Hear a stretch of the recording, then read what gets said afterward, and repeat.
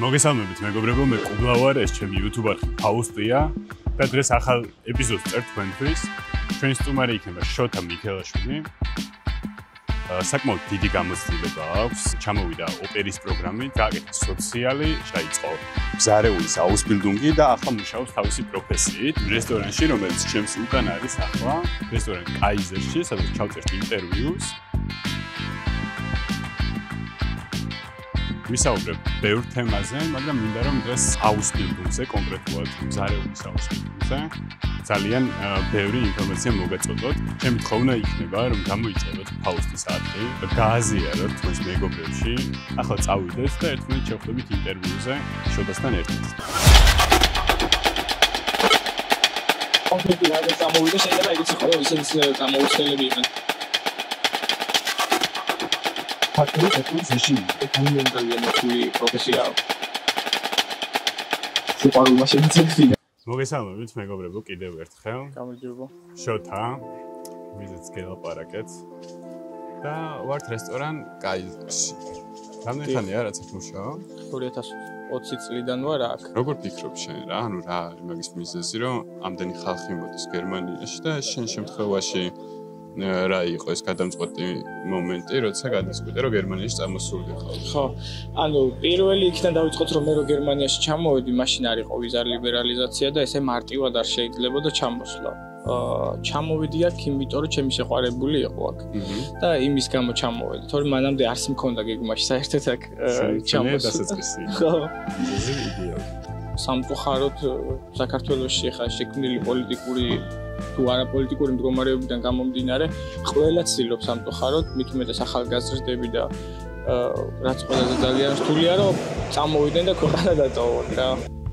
შენ ჩამოხვედი ოპერის პროგრამით, ხო? კი, მე ძალიან დამეხმარდნენ ჩემი მეგობრები აქ. ვახოს მოკითხვა აქედან.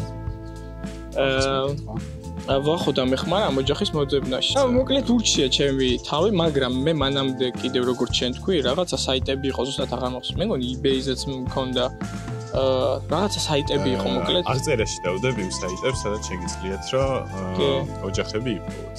ხო, რაღაცა საიტები იყო, იქაც ვიყავი დარეგისტრირებული პარალელურად, მაგრამ როგორც გითხარით, მე ჩემი მეგობარი დამეხმარა ამ ოჯახის მოძებნაში.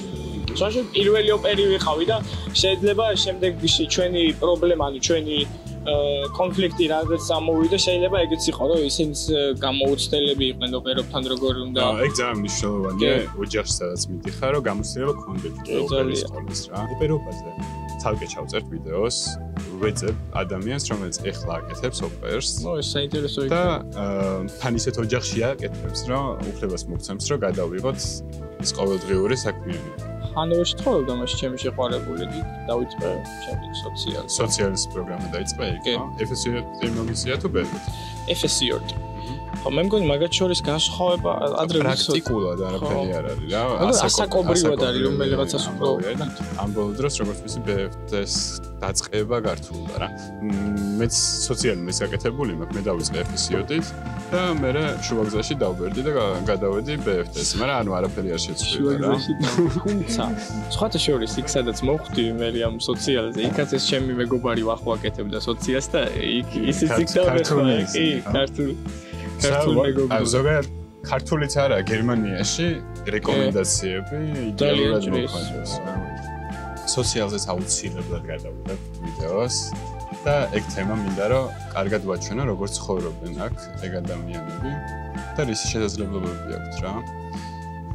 შენ დაიწყე სოციალის მერე აუსბილდუნგი, ხო? კი.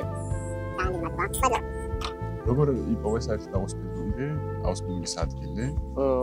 ნაცნობი იყო ის ბიჭი იყო. არა. აქ რომ მოვედი სხვათა შორის. აქ რომ მოხდი, მანდაც ვახო იყო.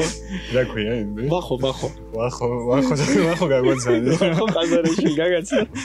მაგასაც საკმაოდ საინტერესო გამოცდილება აქვს, ეგეც აუსბილდუნგს აკეთებდა იქ მერე სადაც მოხდა. მოკლედ, თავიდან როგორ ვიპოვე და ინტერნეტში მოვძებნე რა. რესტორანები მოვძებნე ინტერნეტში. ანუ მაგ საიტებსაც დავდებ, სადაც შეგიძლიათ ანუ აღწერაში იქნება საიტები, სადაც შეგიძლიათ აუსბილდუნგების ნახვა. რა არის აუცილებელი იმისთვის, რომ ეს აუსბილდუნგი დაიწყო, დაამთავრო და წარმატებული იყო რა ამ სფეროში. ერთ-ერთი ყველაზე რთული პროფესია და მე მგონი ყველამ უნდა ვაღიაროთ, ვინც ამ სფეროში ვართ და ვინც არ ვართ ყველამ, რომ ძალიან რთული პროფესია მზარეულობა და ძალიან ბევრ ენერგიას მოითხოვს, ბევრ შრომას მოითხოვს ძალიან და ნერვებს მოითხოვს, ფსიქოლოგიურად უნდა იყოს ძლიერი. აუსბილდინგის დროს ხელფასები ზოგადად რამდენი არის მაგ სფეროში? მე როცა დავიწყე აუსბილდინგი, მაშინ მქონდა 450 euro ხელფასი. აქედან ჩემი სასტუმრო მაჯრი და 70 euros კვების ფული. ეგ იყო 2017 თუ 18 წელს, მაგრამ ეხლა პირველ წელს არ ვიცი, შეიძლება 600 euros არის რა. ზუსტად არ ვიცი, გადამოწმება უნდა მაგსად. მე გადავწყვეტ ხელფასებს მაგ სფეროში და ისევ დაიწერება. თუ ამთავრება აუსბილდინგს, მე რა არის საშუალო ხელფასი? კიდევ იმას ვიტყვი, რომ გააჩნია სად მუშაობ. თუ შენ დამსაქმებელს აქვს ბევრი ფული, გადაგიხდის პერფუ და რა პოზიციაზე მუშაობ და რა არის შენი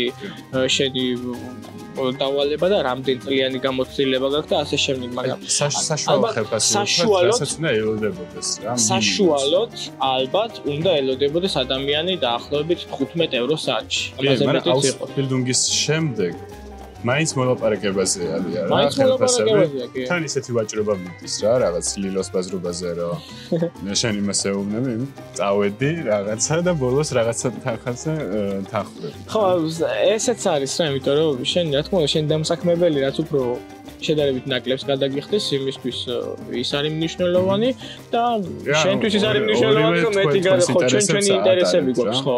საგნებზე რომ რა საგნებს სწავლობდი აუსბილდინგის დროს? აუსბილდინგზე ვსწავლობდი პოლიტიკას, რელიგია იყო ერთი, სადაც რელიგიას სწავლობდი. კი, რელიგიას ვსწავლობდი, ოღონდ ეს რელიგია არ იყო რომელიღაცა კონკრეტული რელიგიის სწავლა. მათემატიკა ვისწავლე, რა თქმა უნდა. როგორ ვაკონტროლო პროდუქტი, რომელიც შემოვა, ანუ როდესაც მე შევუკვეთავ პროდუქტს, როგორ შევუკვეთო, როგორ დავალაგო, ანუ ლოჯისტიკური მხარეც, კომპიუტერი, ანუ Word, Excel, PowerPoint, ხელფასები როგორ გავანაწილო, არ ვიცი, არა, იმდენად სიამოვნებით ვსწავლობდი, რომ სირთულეს ალბათ ერთი.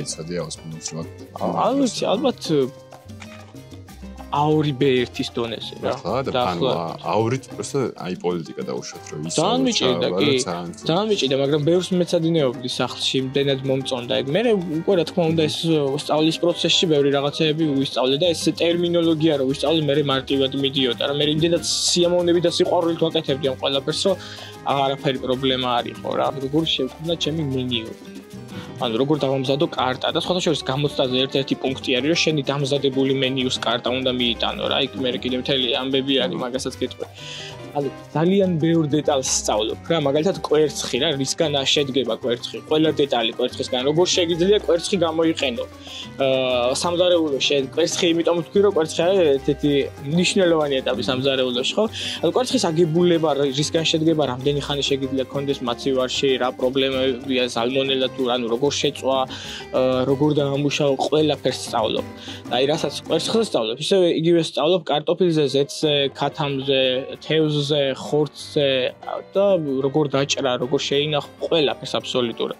მიუხედავად იმისა, რომ შენ ხარ მზარეული, შენ ხარ ვალდებული რამოდენიმე თვე იმუშაო სამზარეულო სერვისში, მიმტანად ან სასტუმროში. გააჩნია ორივე შეიძლება იყოს. გამოსტაზე არის კიდევ ერთ-ერთი პუნქტი, როდესაც შედიხარ და გაქვს გასაუბრება ადამიანებთან, ვითომ ისინი არიან, უბრალოდ შენ გაქვს შენი რესტორანი და უნდათ შენ რესტორანში რაღაცა ღონისძიების ჩატარება. მიკითხები, აი რამდენი ადამიანი ხართ, როგორი წვეულება, ანუ რა სახის წვეულება გაქვს, დაბადების დღე გაქვს თუ მაგალითად რაღაცა ფირმის ღონისძიება თქვენთან, ალერგია, ვეგეტარიანელები, ვეგანები, ვიტამინები, მილიონი რაღაცა ისწავლება, ძალიან ბევრი რამე ისწავლება, რომელიც აუცილებელი არის და მნიშვნელოვანი არის მზარეულისთვის, იმიტომ რომ ესეთი დეტალები, მე როგორ განალაგო რესტორანში მაგიდები, სკოლაში გამზადებენ იმისთვის, რომ შენ იყოს სრულყოფილი მზარეული, ან უბრალოდ ჩაიბარო სამზარეულო და მართლა, იმიტომ რომ ფაქტობრივად შენ თუ სკოლაში კარგად ისწავლი, ყველაფერი გეცოდინება, ყველაფერი რა თქმა უნდა ვერ გეცოდინება, მაგრამ ის ძირითადი ფუნდამენტი რაც არის გეცოდინება, რომ დაიწყო სამზარეულოში მენეჯმენტი რა. შევამიცეთ მიფას, ვისაც ეხლა უნდა რომ ეგ აუსბილდინგი გააკეთოს რა. ვისაც ეხლა უნდა, ეს ხა სოთაშორის პატარა ინფორმაციას მივიცემ ჩვენ მაყურებელს. ჩემ დროს იყო სხვანაირი სისტემით გამოცდების ჩაბარება და სწავლა რთულად. ეხლა რაღაცები გამარტივდა შედარებით. და ბევრი რამე შეიცვალა და უფრო ნაკლები რაღაცების სწავლა უწევს. ეს ჩემი პირადი თეორია არის, რომ სამზარეულოში ბევრი ხალხი სჭირდებათ გასტრონომიაში და აღარ არიან ბევრი და აღარ ვართ ბევრი გასტრონომიაში და რაღაცები შეამცირეს, რომ უფრო მარტივი იყოს გამოცდების ჩაბარება და ასე შემდეგ. ურჩევდი, რომ უბრალოდ არ დაკარგონ мотиваცია. ყოველთვის უნდა იბრძოლო ბოლომდე, არასდროს არ უნდა დანებდე, იყავი კრეატიული და ყველაფერი აუცილებლად გამოგივა რა. მაგისთვის უნდა მოემზადოთ, რომ თქვენი სამუშაო საათები იქნება ცოტა ან არასტაბილური და მცოცავი რეჟიმით, ან უბრალოდ მოგიწევთ დღის მეორე ნახევარში და მაშინ მუშაობა, როცა მთელი საზოგადოება ერთობა თქვენ უნდა იმუშაოთ. მაგრამ ძალიან მაგარი პროფესიაა და ვისაც ამისი სურვილი აქვს, რომ ისწავლოს, აუცილებლად ბოლომდე მიიყვანს, კიდეც დარწმუნებული ვარ და მაგარია რა.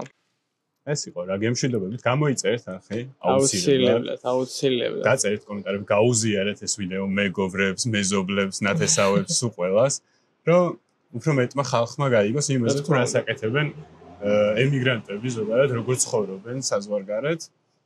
მგონია რომ ძალიან მნიშვნელოვანია ეგ რა, რომ იცოდეს ხალხმა ზოგადად როგორი არის რა ემიგრანტების ცხოვრება და აბა რა რაღაც ისეთი ცუდი ინფორმაციები ვარდება ხოლმე, რომ რაღაც ქართველი სადღაც შევარ და რაღაცა მოიპარა და ყველა მისის რა და მე ესეთი წარმოდგენები ექნებათ, რომ ქართველებს ერთმანეთის ეშინიათ რა.